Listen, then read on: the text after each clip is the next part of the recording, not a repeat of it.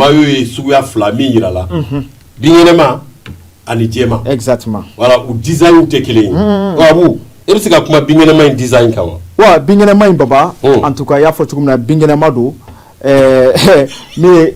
jamana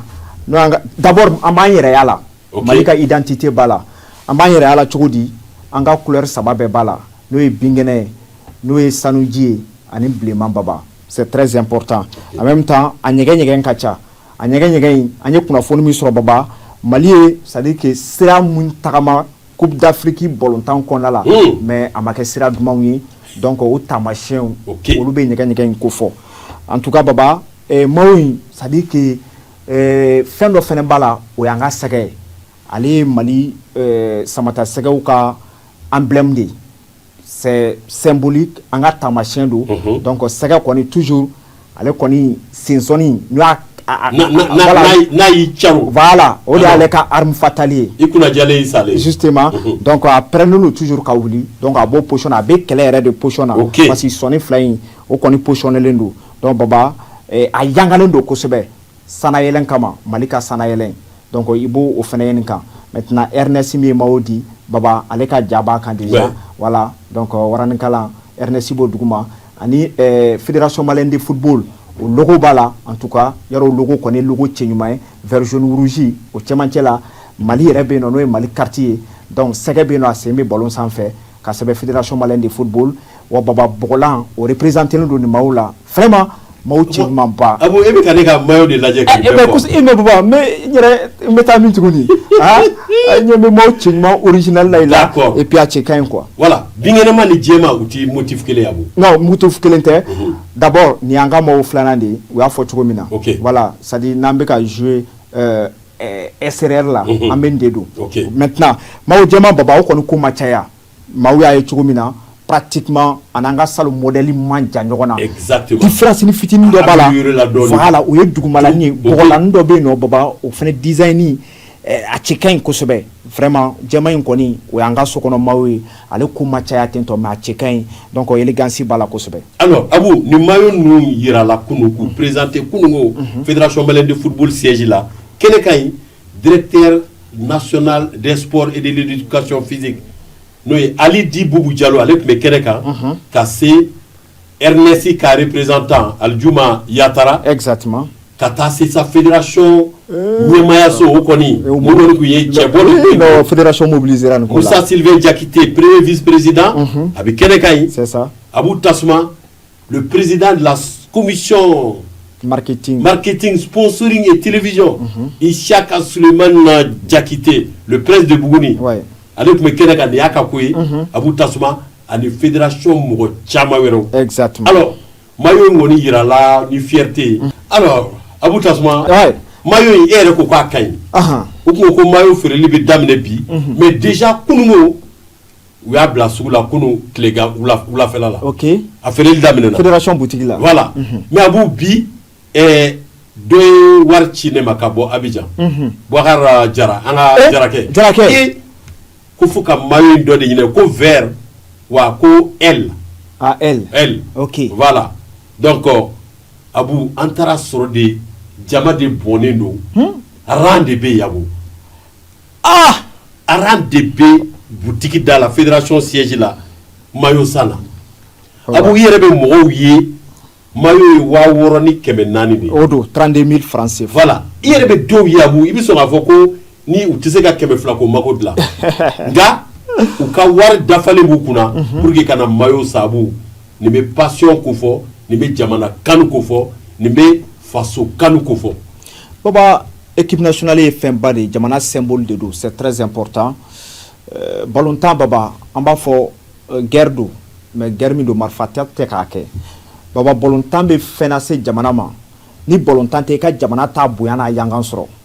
donc n'i ka jamana yangana ballontan sira fɛ koba de don et malidenw y'o faamuya a bɛ san 60 ni san caman bɔ bi donc an b'an ka église ninnu kɔ su an b'u kɔ tile baba an b'u kɔ gɛlɛya la an b'u kɔ nɔgɔya la c'est vrai ni défaite kɛra mɔgɔw dusu bɛ kasi mɔgɔw bɛ dimi mɔgɔw bɛ tɔɔrɔ mɔgɔw bɛ ɲani baba caman yɛrɛ b'a fɔ ko ne sen tɛ aw ka Mali ballon tan ko la bele mais baba tile fila dɔrɔn Mali ka jouer n'a wulila olu de bɛ kɛ mɔgɔ fɔlɔ ka taa terrain na n'a ta ka taa Bamako yan nɔ olu bɛ kɛ mɔgɔ fɔlɔ k'u ka telew dayɛlɛn k'u sigi a kɔrɔ donc mun don jamana ko de don mɔgɔ ko tɛ dɛ olu ɲɛ bɛ Mali de la donc jamana kanu yɛrɛ limaniya dɔ ye et Maliens kɛlen don ka Mali de porter u dusukun na dusukun sanuman na donc o de bɛ k'a to y'a fɔ cogo min na jama bɛ ka girimaw nɔfɛ et baba Mali de don rien que le Mali alors Abu n yɛrɛ maillot dakabana don ne kɔni fana y'a don joona sabu kunu maillot in sanna ka di ne yɛrɛ ma ka n'a di ma fo yan général Abdoulaye Soumaré ale de y'a san ka mɔgɔ ci ka n'a di yan donc fana y'a doni bila ka bi kɔnɔ alhamdulillah voilà n ko comme an bɛna kuma caman kɛ bi mais maillot in don Abu maillot ninnu baba fana ma fo a bɛ san ka d'a ma général Abdoulaye Soumaré baba a fana ta bɛna ka kɛ laada ye parce que n hakili b'a la salon kan na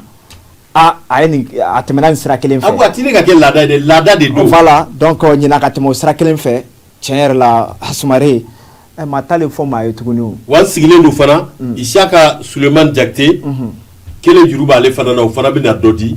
Mamadou Massa Diallo maximum masse n'a bɛ taa CAN na le marketeur de l'UFOA ala k'a fɔ ka compétition na ale bɛ taga marketing sira ninnu kan ale fana san o san maillot kelen mais baba e ko k'a ka kɛ pointure jumɛn fɔlɔ a bɛɛ bɛ kɛ jumɛn i t'an jateminɛ ne kɔni i kan ka ne mɔrɔ mun dɔn dɛ Abu a bɛ san ka di ne de ma o e bɛ fɛ ka a santɔ i b'a fɔ k'u ka petit modèle dɔ k'a la quoi e t'a ye e ka marque ye jumɛn ye bon L wa ou bien M de M M bɛ tɛmɛ Abu ko dɔ ko ne ma ko e ni Budo Mori de bɔlen don n m'o mɛn fɔlɔ i sɛbɛ la ayi ko Abu yɛrɛ b'i ko Budo Mori d'accord an b'o cogo yala i fana aw ye cogo bɔ ko la an ma jan ɲɔgɔn non ou bien e b'ale ɲɛ dɔn non ne n'ale bɛ an bɛ classe kelen kɔnɔ an bɛ classe kelen kɔnɔ voilà donc Abu ta sɔrɔ o yɛrɛ an bɛ profiter Modibo Kulibali yɛrɛ jumɛn na tɔgɔ in kɛ en tout cas, il est le 3e vice-président de la FEMAFOOT, secrétaire général du Joliba TT Club. Modibo Kulibali. Aba Sangadja. Voilà. Modibo Kulibali. Marobenga Mao Emna. Voilà. Couleur vert. Non. On est à mer, on est noir, fana. Béabou noir cadné. Ah bon, verine de cadné. Ah non. Ça, ou une couleur préférée. Ou à Boukanou, Befana, Bavier, Fanabe. Wardma ikta mayo sa wa ba di asama nani maduru de dugutigi de ton te fo kwani sari ti fu jigia ko e ka sira nyeko konu konu ba ke emun kakala elu kakala OK d'accord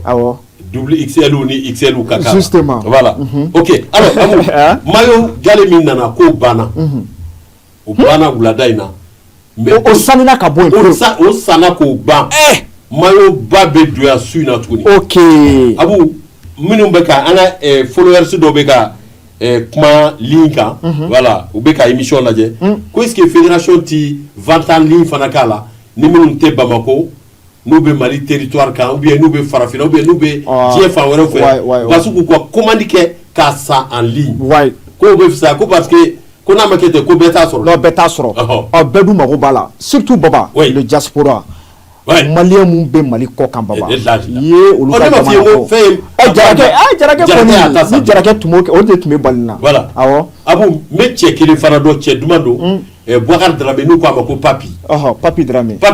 ok ale bɛ maillot ninnu ale bɛ taa de a bɛ den 100 ɲɔgɔn san awɔ k'a bila coffre kɔnɔ a bɛ to ka ni gɛrɛsɛgɛ bɛ minnu na n'a jɔra barokɛyɔrɔ la a b'aw forme lajɛ k'a bɔ ka di Papi Dramé kɔni o y'ale ka petit dada o plaisir de b'ale fana ala ye dugukolo da k'a fɛrɛ a ye kana se ka baba maaw tɛ kelen voilà et puis a ma ban mɔgɔ dɔ fana n ka maillot juru bɛ dɔ fana na o fana b'o di o ye laada ye Ibrahima Mohamed Baketa Joliba Baketa voilà donc Baketa ko k'i kana kɛ kelen k'i k'a kɛ fila ye voilà M kelen k'a la kosɛbɛ voilà i yɛrɛ bɛ ne ka pointure dɔn a verlama in don dɛ voilà bon Abu an ka rédacteur en chef Cheikh Tidiane ale mako bɛ kelen na mais ale an k'ale ta kɛ pointure jumɛn ye non e kɔni e bɛ Cheikh ɲɛ dɔɔni i sɛbɛ la kolokun b'a ɲɛ mais pupurubani fana pupurubani don mais jɔnni pupurubani Cheikh pour Cheikh Tidiane il bɛna mun fɔ la sa voilà i bɛ jɔ n'a responsabilité kosɛbɛ kɛ o de kama n bɛ k'a dala ɲininka n k'a bɛna mun fɔ ko la Cheikh voilà a ta in a bɛ lafɛrɛ dɔɔnin dɛ ok alors Abou Tassouma oui waati kɔni bɛ ka vraiment waati sera a b'an bila yan sa dɛ kosɛbɛ bon Maliba TV 1 à la CAN Abou Tassouma c'est 2